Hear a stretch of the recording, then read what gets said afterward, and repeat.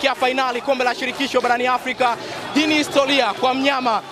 Ametinga finali katika ardhi ya Afrika Kusini. Nipo na Kabwe. Kabwe hapo vizuri. Mambo yanaje ndugu yangu? Swali. Kwema kabisa. Kwema. Mchezo umeutazama, mnyama ameelekea finali. Kwanza zilikuwa dakika 90 za namna gani?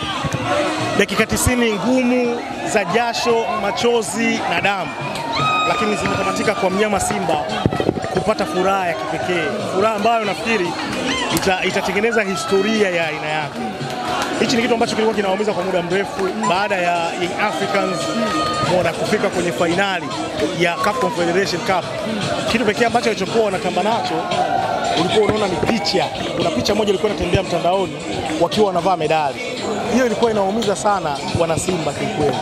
Sasa kitendo cha wao katika msimu ambao watu wengi walikuwa hawatarajii, ambapo Simba ndio walikuwa wanatengeneza timu, wanafika finali wakiwa na benchi jipya la ufundi, wakiwa na wachezaji wengi wapya, wachezaji ambao ukiwaangalia wengi wao hawana uzoefu kwenye mashindano makubwa kama haya.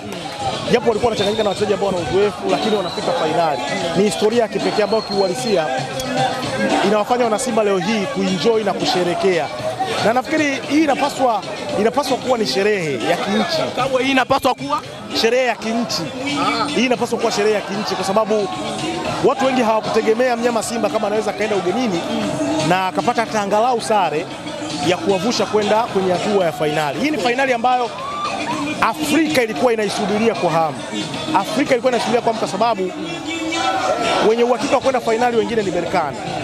Soka la Morocco ni soka ambalo limekuwa kwa kasi sana. Ni soka ambalo ukiangalia presidenti wa shirikisho la mpira wa miguu nchini Morocco, Fawzi Lekdia, amejaribu kutengeneza standard ya timu zake mara kwa mara kufika kwenye finali za mashindano makubwa ya CAF. Lakini ukiangalia kwa upande huko wa Tanzania, tumetengeneza timu zetu kuwa bora na kuweza kukompiti kwenye level kubwa kama hii. Kwa hiyo huku kuna hamasa, na unajua wana Simba wana jambo dogo linapokuja swala la kwa Mkapa, na nafikiri uwanja utakuwa umekamilika, wako wanaendelea na matengenezo, utakuwa umekamilika. Kwa Mkapa hapa atoki mtu finali tangu mwaka 1993, naamini mashabiki watatokeza kwa wingi sana. Morocco pia alikadhalika. Kwa Berkane wamekuwa katika kiwango bora, ndio timu bora hivi sasa barani Afrika. Itakuwa ni mechi ya aina yake. Ni kisasi ambacho waliwahi kukutana katika miaka kama 5 nyuma huko. Umeona kila mmoja akashinda kwake.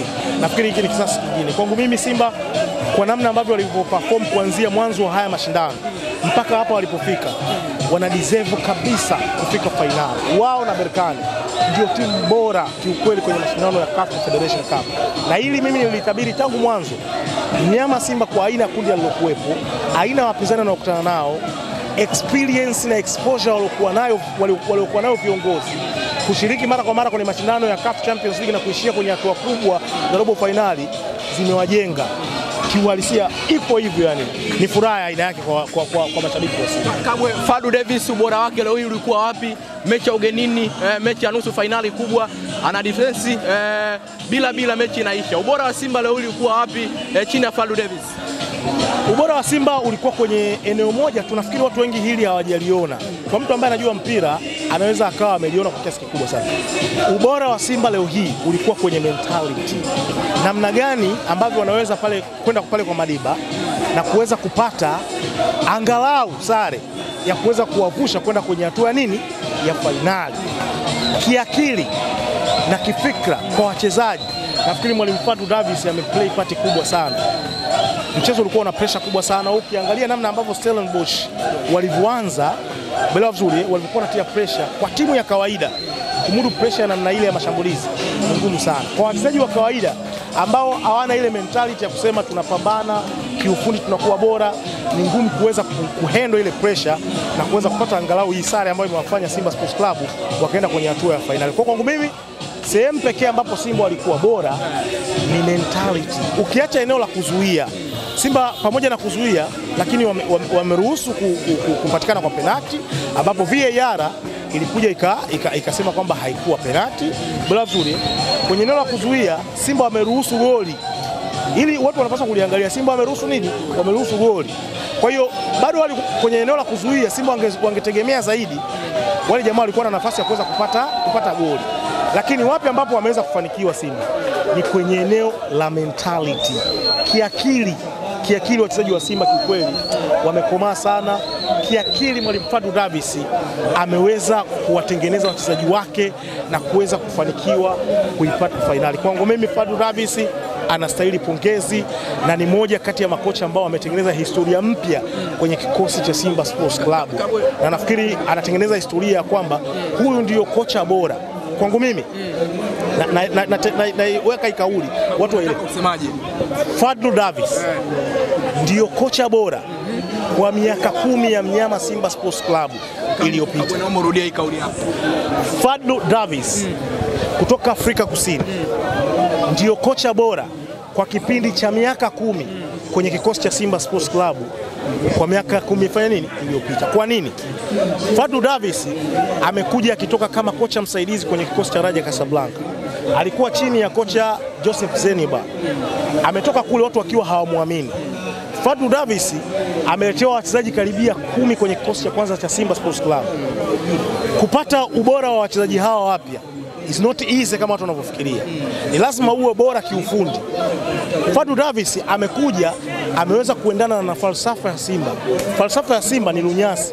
Wanacheza mpira chini, wanaposesi muda mwingi sana wa mpira. Namna ambavyo alivyotengeneza ile structure ya Simba. Fadlu Davis kampata mtu kama Yusuf Kagoma kutoka Singida. Watu wengi wakiwa hawategemei kwa aina ya wachezaji ambao walisajiliwa Simba, anaweza kaingia kwenye kikosi cha kwanza.